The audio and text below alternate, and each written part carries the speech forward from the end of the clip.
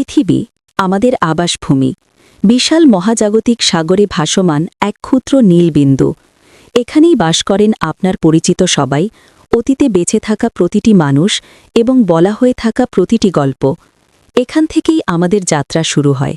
কিন্তু যখনই আমরা বায়ুমণ্ডলের বাইরে দৃষ্টি প্রসারিত করি, চাঁদ, চেনা গ্রহগুলো এবং সূর্যকে ছাড়িয়ে, তখন আমরা এক মহাকাব্যিক অভিযানে যাত্রা করি, যার লক্ষ্য মহাবিশ্বের প্রকৃত বিশালতা অনুভব করা।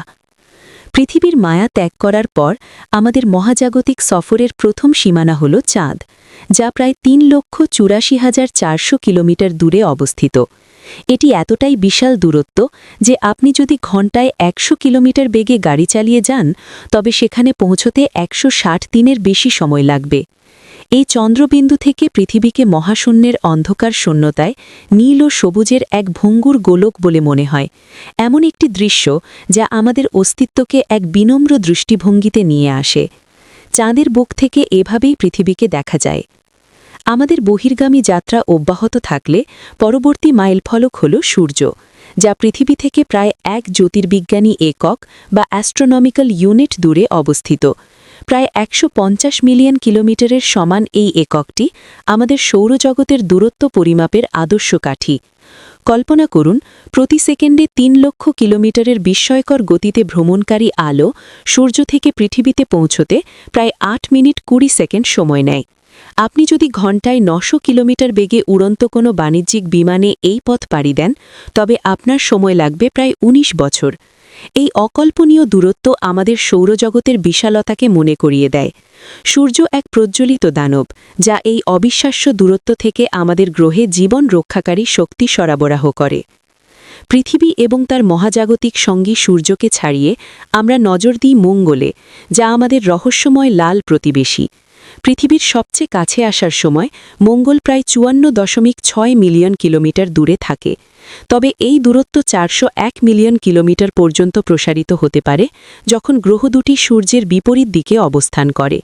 তুলনা হিসেবে একটি বাণিজ্যিক বিমানের গতিতে মঙ্গলে ভ্রমণ করতে 50 বছরের বেশি সময় লাগবে।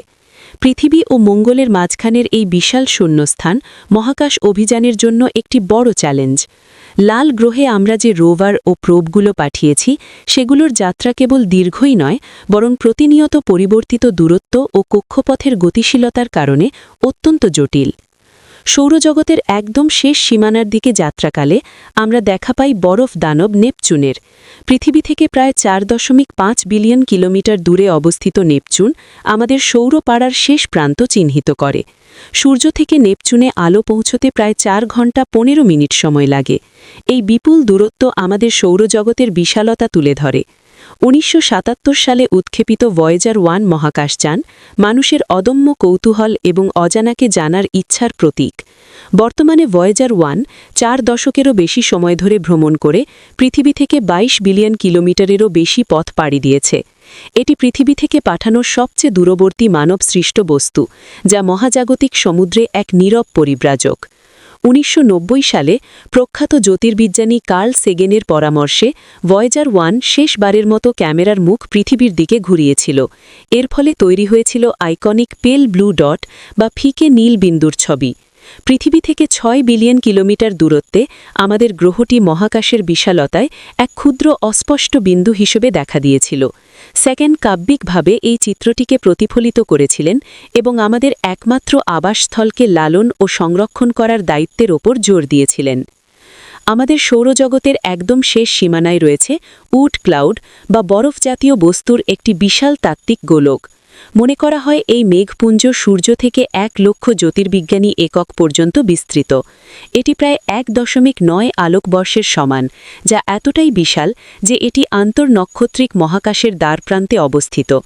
বিজ্ঞানীরা আন্তর্নক্ষত্রিক স্থানের সীমানাকে হেলিওপজ হিসেবে চিহ্নিত করেন, যেখানে সূর্যের সৌরবায়ু আন্তর্নক্ষত্রিক মাধ্যম দ্বারা বাধাগ্রস্ত হয়। এখানেই সূর্যের প্রভাব শেষ হয় এবং আন্তর্নক্ষত্রিক স্থানের সীমানাকে হেলিওপজ হিসেবে চিহ্নিত করেন, যেখানে সূর্যের সৌরবায়ু আন্তর্নক্ষত্রিক মাধ্যম দ্বারা বাধাগ্রস্ত হয়। এখানেই সূর্যের প্রভাব শেষ হয় এবং আন্তর্নক্ষত্রিক স্থানের সীমানাকে হেলিওপজ হিসেবে চিহ্নিত করেন, যেখানে সূর্যের সৌরবায়ু আন্তর্নক্ষত্রিক মাধ্যম দ্বারা বাধাগ্রস্ত হয়। এখানেই সূর্যের প্রভাব শেষ হয় এবং আন্তর্নক্ষত্রিক স্থানের সীমানাকে হেলিওপজ হিসেবে চিহ্নিত করেন, যেখানে সূর্যের সৌরবায়ু আন্তর্নক্ষত্রিক মাধ্যম দ্বারা বাধাগ্রস্ত হয়। এখানেই সূর্যের প্রভাব শেষ হয় এবং আন্তর্নক্ষত্রিক স্থানের সীমানাকে হেলিওপজ হিসেবে চিহ্নিত করেন, যেখানে সূর্যের সৌরবায়ু আন্তর্নক্ষত্রিক মাধ্যম দ্বারা বাধাগ্রস্ত হয়। এখানেই সূর্যের প্রভাব শেষ হয় এবং আন্তর্নক্ষত্রিক স্থানের সীমানাকে হেলিওপজ হিসেবে চিহ্নিত করেন, যেখানে সূর্যের সৌরবায়ু আন্তর্নক্ষত্রিক মাধ্যম দ্বারা বাধা চিহ্নিত করেন, যেখানে সূর্যের সৌরবায়ু আন্তর্নক্ষত্রিক মাধ্যম দ্বারা বাধাগ্রস্ত হয়।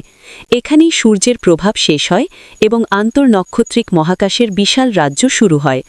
উড ক্লাউড হল আমাদের সৌরজগতের শেষ সীমানা, এক ক্রান্তীয় অঞ্চল যেখান থেকে গ্যালাক্সিতে প্রকৃত মহাজাগতিক যাত্রা শুরু হয়। সৌরজগতের সীমানা ছাড়িয়ে আমাদের পরবর্তী গন্তব্য হল অ্যালফা সেন্টরি, যা সূর্যের সবচেয়ে কাছের নক্ষত্রমণ্ডল। প্রায় ৪১.৩ ট্রিলিয়ন কিলোমিটার দূরে অবস্থিত এই দূরত্বটি ২,৭৬,০০০ জ্যোতির্বিজ্ঞানী এককেরও বেশি। এমন দানবীয় দূরত্বে এইইউ পরিমাপের কার্যকারিতা হারিয়ে যায়। তাই জ্যোতির্বিজ্ঞানীরা আন্তর্নক্ষত্রিক পরিমাপের জন্য আলোকবর্ষ ব্যবহার করেন। অ্যালফা সেন্টরি আমাদের থেকে প্রায় ৪.৪ আলোকবর্ষ দূরে।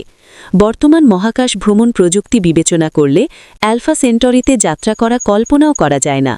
উদাহরণস্বরূপ, প্রতি সেকেন্ডে ১৭ কিলোমিটার বেগে চলা ভয়েজার মহাকাশযানটির এই নিকটতম নক্ষত্রমণ্ডলে পৌঁছতে ৭০,০০০ বছরের বেশি সময় লাগবে। নক্ষত্রগুলোর মাঝখানের এই বিশাল ফাঁকা জায়গা আন্তর্নক্ষত্রিক ভ্রমণের চ্যালেঞ্জগুলোকে স্পষ্টভাবে তুলে ধরে। আমাদের যাত্রা এখন আমাদের নিজস্ব ছায়াপথ মিল্কি ওয়ে বা আকাশগঙ্গার বিশালতায় প্রবেশ করছে। ব্যাসে প্রায় ১,০০,০০০ আলোকবর্ষ জুড়ে বিস্তৃত এই সর্পিল ছায়াপথটি শত শত বিলিয়ন নক্ষত্রের আবাসস্থল, যার প্রত্যেকটি নিজস্ব গ্রহ ব্যবস্থার অধিকারী হতে পারে। এই বিশাল কাঠামোর মধ্যে হিউম্যান রেডিও বাবল নামে একটি ক্ষুদ্র গোলক রয়েছে, যা পৃথিবী থেকে প্রায় ১০০ আলোকবর্ষ পর্যন্ত বিস্তৃত। এই বুদবুদটি মহাকাশে মানবের প্রভাবের দূরতম সীমানা এবং মহাকাশে আমাদের রেডিও ও টেলিভিশন সম্প্রচারের পরিধিকে নির্দেশ করে। এই বুদবুলের বাইরে মানবজাতির কোনো অস্তিত্বই যেন নেই। আমাদের ছায়াপথের বিশাল অংশের কোনো সভ্যতাই আমাদের উপস্থিতি সম্পর্কে কিছুই জানবে না, কারণ আমাদের সংকেত এখনও তাদের কাছে পৌঁছায়নি। মিল্কি ওয়ে বা আকাশগঙ্গার বিশালতার কাছে আমাদের সম্পূর্ণ লিপিবদ্ধ ইতিহাস মহাজাগতিক বাতাসের এক ফিসফিসি। আকাশগঙ্গা ত্যাগ করার সাথে সাথে আমরা আন্তর্গ্যালেকটিক মহাকাশের প্রায় অবোধগম্য রাজ্যে প্রবেশ করছি। এখানে ছায়াপথগুলি মহাকাশিক মহাসাগরে ভেসে বেড়ায়, যা মাথা ঘুরিয়ে দেওয়ার মতো দূরত্বে বিচ্ছিন্ন। আমাদের ছায়াপথটি লোকাল গ্রুপ বা স্থানীয় দল নামক একটি ছোট মহাকাশিক পাড়ার অংশ, যা প্রায় ১০ মিলিয়ন আলোকবর্ষ জুড়ে বিস্তৃত ৫০টিরও বেশি ছায়াপথের গুচ্ছ। স্থানীয় দলের মধ্যে কেবল আকাশগঙ্গা বা অ্যান্ড্রোমিডার মতো সর্পিল ছায়াপথই নয়, বরং অসংখ্য ছোট বামন ছায়াপথে রয়েছে। এখানকার দূরত্ব এতই বিশাল যে স্থানীয় দলের এক প্রান্ত থেকে অন্য প্রান্তে আলো পৌঁছতে ১০ মিলিয়ন বছর সময় লাগবে। এটি আমাদের ছায়াপথের যে কোনো কিছুর তুলনায় অনেক বড়।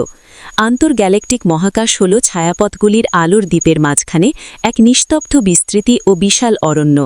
এই বিশাল শূন্যতায় আমাদের ছায়াপথটি, যা আমাদের সমগ্র ইতিহাসের ঘর, তা কেবল অনেকের মধ্যে একটি ক্ষুদ্র বিন্দুর মতো। স্থানীয় দলের বাইরে আমাদের মহাকাশিক দৃষ্টি প্রসারিত করলে আমরা বিস্ময়কর মহাকাশিক কাঠামো ভার্গো সুপার ক্লাস্টারের দেখা পাই, যা স্থানীয় দল এবং অসংখ্য ছায়াপথ গ্রুপ ও ক্লাস্টারের একটি বিশাল সমাহার। প্রায় ১১০ মিলিয়ন আলোকবর্ষ ব্যাস জুড়ে বিস্তৃত ভার্গো সুপার ক্লাস্টার মহাবিশ্বের একটি দানবীয় মহাকাশিক কাঠামো, যাতে অন্তত ১০০টি ছায়াপথ গ্রুপ ও ক্লাস্টার থেকে হাজার হাজার ছায়াপথ রয়েছে। ভার্গো সুপার ক্লাস্টার থেকে আরও বাইরের দিকে যাত্রা করলে আমরা আরও বিস্ময়কর মহাকাশিক কাঠামো লানিয়াকেয়া সুপার ক্লাস্টারে পৌঁছাই। এই মহাম সম্মিলনটি ভার্গো সুপার ক্লাস্টারকেও অন্তর্ভুক্ত করে এবং ৫০০ মিলিয়ন আলোকবর্ষেরও বেশি বিস্তৃত। হাওয়াইয়ান ভাষায় লানিয়াকেয়া মানে বিশাল স্বর্গ, এবং এটি সত্যিই তার নামের সার্থক রূপ। ১০০ মিলিয়ন বিলিয়ন সূর্যের সমপরিমাণ ভরের লানিয়াকেয়া মহাকর্ষীয় এক অনবদ্য আর্টিফ্যাক্ট, লানিয়াকিয়ার কেন্দ্রে রয়েছে গ্রেট অ্যাট্রাক্টর, মহাকাশের এক রহস্যময় অঞ্চল যা এই সুপার ক্লাস্টারের মধ্যে থাকা ছায়াপথগুলোকে প্রচণ্ডভাবে নিজের দিকে টানে। এই বিশাল বিস্তৃতিতে আমাদের ছায়াপথ, সম্পূর্ণ লোকাল দল এবং এমনকি ভর্গো সুপার ক্লাস্টারও কেবল ছোট ছোট অংশ মাত্র। আমাদের মহাকাশিক অন্বেষণের সীমানায় পৌঁছনোর সাথে সাথে আমরা দৃশ্যমান মহাবিশ্বের সীমানার মুখোমুখি হই, যা প্রায় 93 বিলিয়ন আলোকবর্ষ ব্যাস জুড়ে বিস্তৃত।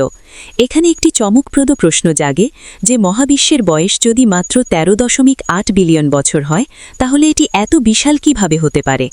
উত্তরটি কসমোলজির প্রসারণের প্রকৃতির মধ্যে নিহিত। বিগ ব্যাংয়ের পর থেকে মহাবিশ্ব প্রসারিত হচ্ছে, যা মহাকাশকে প্রসারিত করছে এবং মহাকাশিক বস্তুগুলোর মধ্যে দূরত্ব বাড়াচ্ছে। তবে দৃশ্যমান মহাবিশ্বের ওপারে কি রয়েছে? এটি সৃষ্টিতত্ত্বের অন্যতম বড় রহস্য হিসেবে রয়ে গেছে।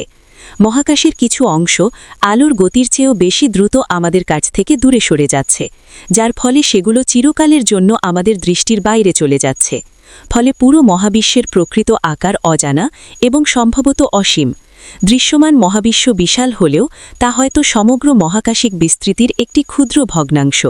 আমরা এই বিনম্র উপলব্ধির সাথে রয়ে যাই যে মহাকাশের এমন কিছু অঞ্চল, ছায়াপথ এবং বিস্ময় হয়তো চিরকাল থাকবে, যা আমরা কখনোই প্রত্যক্ষ করতে পারব না, কারণ সেগুলো প্রসারিত মহাবিশ্বের গভীরে অনন্তকাল ধরে হারিয়ে যাচ্ছে।